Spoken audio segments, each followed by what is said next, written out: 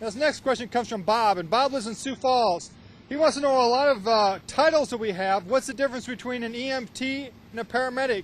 Now, every new firefighter has to become an EMT, an emergency medical technician, within 1 year of hire. But we have some people that have even more training than that. One of those is Sean Greer. Sean is a happy guy with the fire department, but he's also a very experienced paramedic. So Sean, what's the difference between an EMT, an emergency medical technician, and a paramedic? Chief, the difference is an EMT has 100 hours of training, is certified to do basic life support. In addition to 100 hours of training, a paramedic goes through about 1,000 hours of additional training and does advanced things such as advanced airways, IV maintenance, and some things with cardiac monitors. Now, how long have you been a paramedic? I've been a paramedic for 12 years. Holy smokes, and we got you? That's a great thing. I'm glad you're on the department. So now we can't use your skills in the department, but we'll be able to keep up those skills.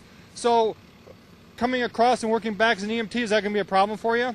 It is not. I hope in addition to I can use my skills to better help other people who can use those skills as an assistant to them, but also I can use my knowledge to help train other firefighters that are looking to increase their knowledge. Well, thanks a lot, Sean, and I hope, Bob, that answers your question.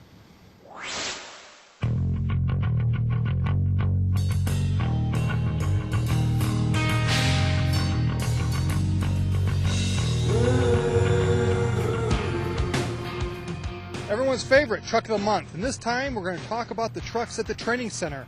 We've been spending the whole day here at the training center, and we're going to talk to Pat Warren. He's a battalion chief out here. He oversees all the training in his own fleet of fire trucks. Now, Pat, tell us about the trucks that you have at the training center. Well, what we have at the training center are trucks that are used as reserve apparatus for the rest of the city. So we get them for training normally, but when we have a frontline apparatus that's in for repair, these will get pulled and used to respond out of fire stations. Now, how many trucks do you have out here, and how many are also in reserve, and where are the other ones at?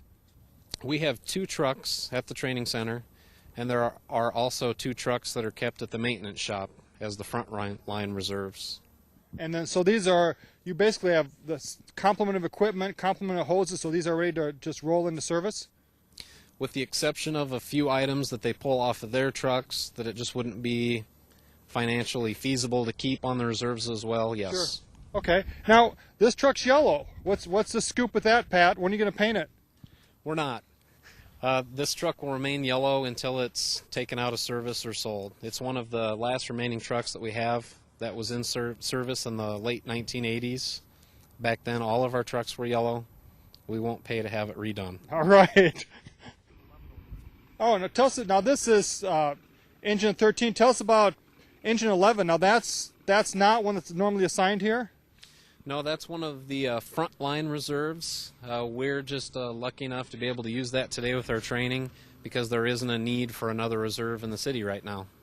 And as they start loading this on, this one will stay with the mechanics, and then if there's ever a problem with the truck or one goes for maintenance, they just pull it out? That's right. And go ahead. They swap out what equipment they need from their truck onto the reserve, and then they'll take that one back to their station and respond from there. So the firefighters that are training on the reserve trucks, these new probationary firefighters, they're really getting a taste of what it's like to ride on a regular truck because all the equipment and everything's just like we have on our regular trucks? Absolutely.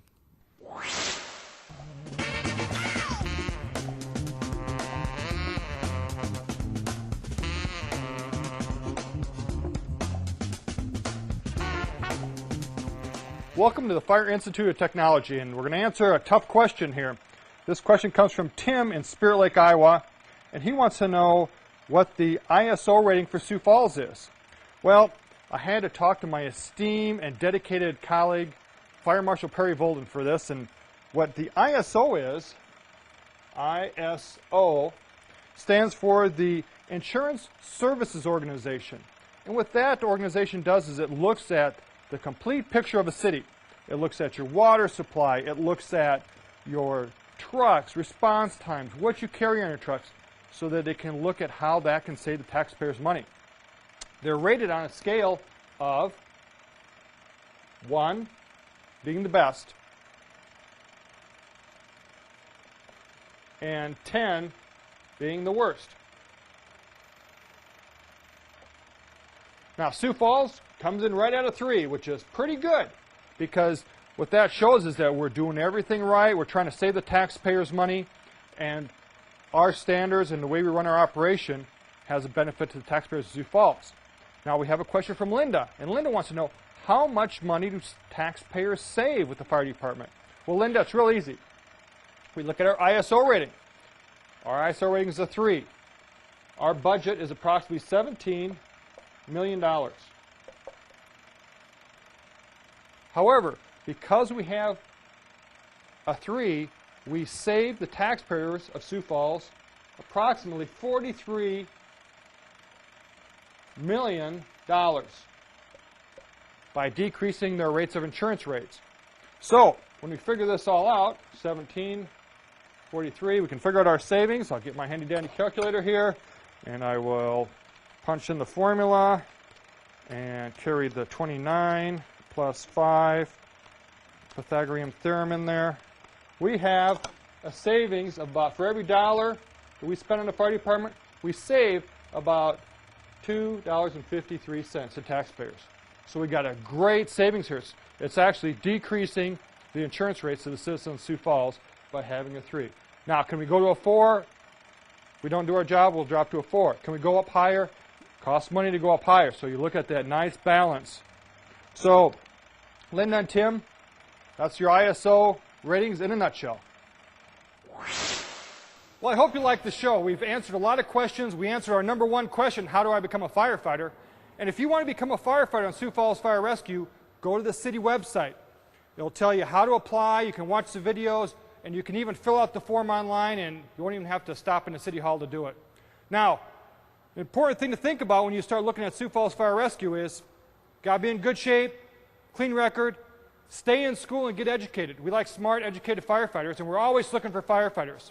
Now, we answered all the questions about how to become a firefighter, so I finally got my email box empty. So now you can start answering some other questions and sending me some email.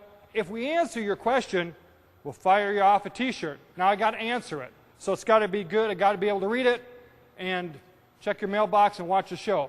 Well, I hope you enjoyed it, and we'll see you next time. My name is Division Chief Jim Sideras, and you're watching Fire Call.